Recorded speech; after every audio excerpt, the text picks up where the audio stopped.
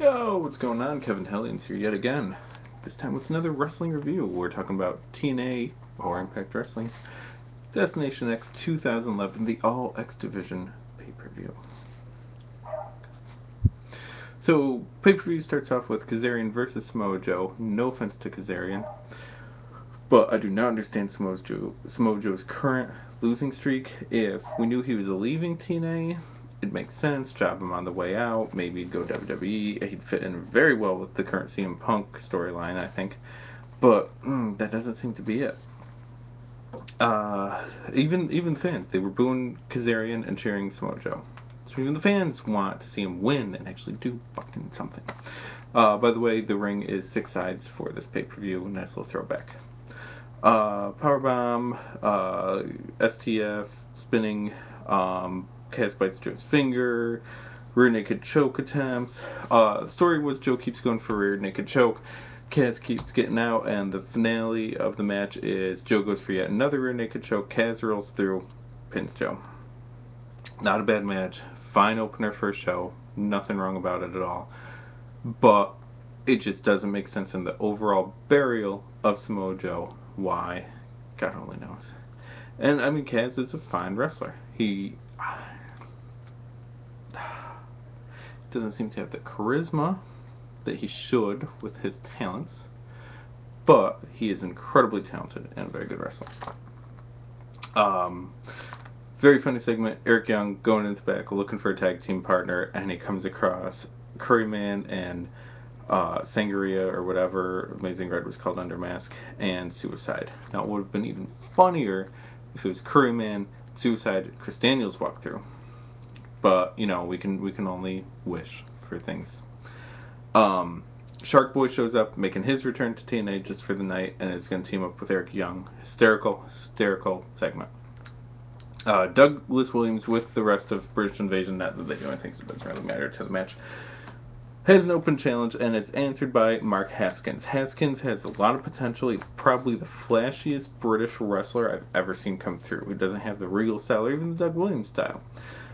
Very flashy, but also okay. I mean, he doesn't have the ring gear style of those guys. He doesn't have like a very basic look. He has a very flashy, extravagant look to him.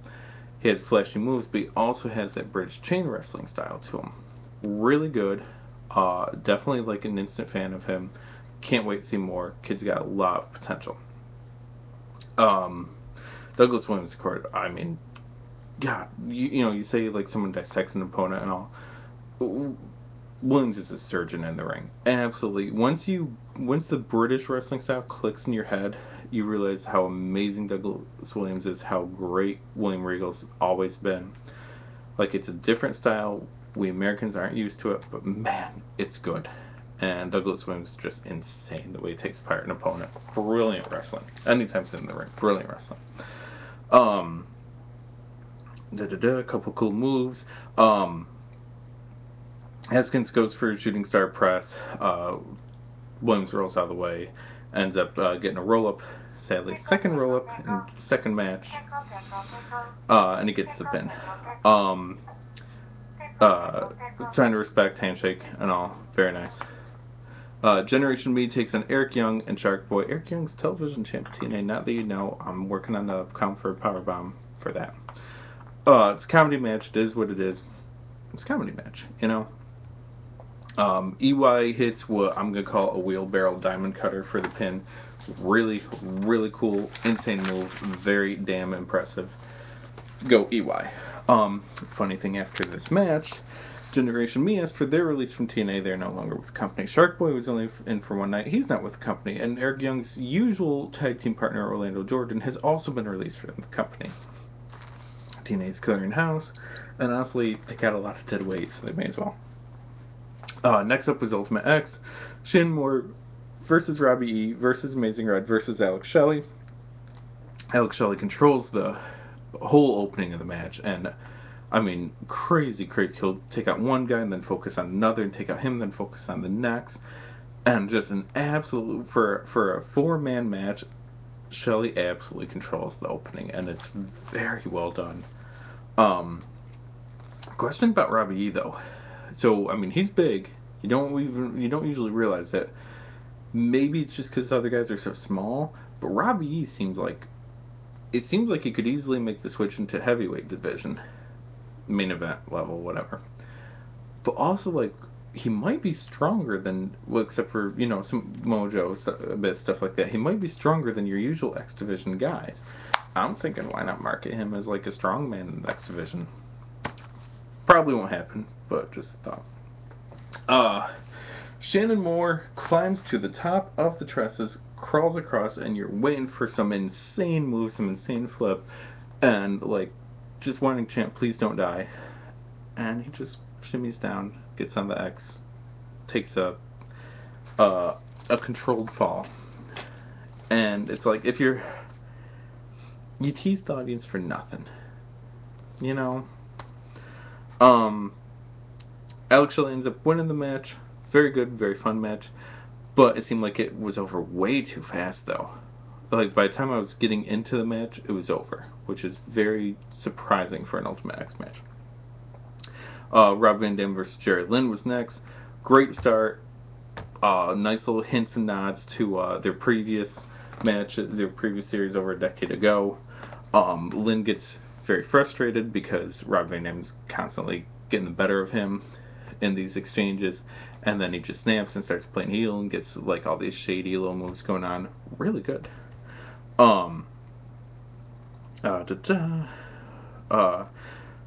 Lynn catches RVD, springboards off the ropes, flips him over for a powerbomb, tosses RVD halfway across the ring. RVD lands on chair. They do. Where the hell was it? There's a move right before that. Lynn hits a leg drop, drives RVD's head into the chair. RVD busts open. So we have blood in the match. A little bit of blood going on. This is going to come back later. But again, it seemed like it was really quick. Lynn seems to be in control, hits a lot of moves that RVD kicks out of, and you're like, RVD's going to have to do an equal amount of offense to keep Jerry Lynn down. And that doesn't happen. RVD gets a kick, hits a chair into RVD, hits 5-star, and then that's it. Or RVD hits the chair into Lynn, hits frog splash, gets the pin, and it's like, really, that's it? You're over already? Had a little bit of a problem with that. Contract match: Low Key versus Austin Aries versus Zima Ion versus Jack Evans. Austin's jumping finger rakes is like one of the craziest, silliest, but amazing moves I've seen in a long time. It's so simple and it looks devastating as well, and it can be comedic or it can be serious. Like, oh, what a great move! So damn impressed. Jack Evans is fucking insane. Jack Evans is doing moves and turning his body in ways I didn't know one could. If he was bigger, he couldn't do it, but if he was bigger, he would have been signed and would be like on one of the two companies all the time already. Triple drop kick move on Aries. Awesome too. Aries and Low Key exchange submission holds, not on each other, but like dueling who, anything you can do, I can do better kind of thing. Really good. Evans flies across the ring. Like, the kid's jumping is insane. Zima, I don't want to leave him out. Did a lot of cool moves too. Awesome guy. Austin Aries was like the first one that wrestled at this pay-per-view that took full advantage of the 6 sides. And maybe it's because he's familiar with it. Maybe it's because he just wanted to be different. But his wrestling, it was X Division style. Really good. Fans are chanting, sign them all. Spring neck breakers, springboards, all sorts of crazy shit. It ends with Austin Aries hits a brain buster, which looks like it would break your fucking neck on Loki, and he gets the pin in the contract. Crazy match.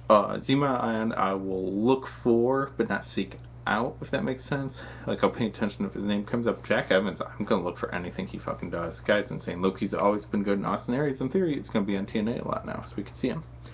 Abyss versus Brian Kendrick next. Good match. Kendrick was doing great.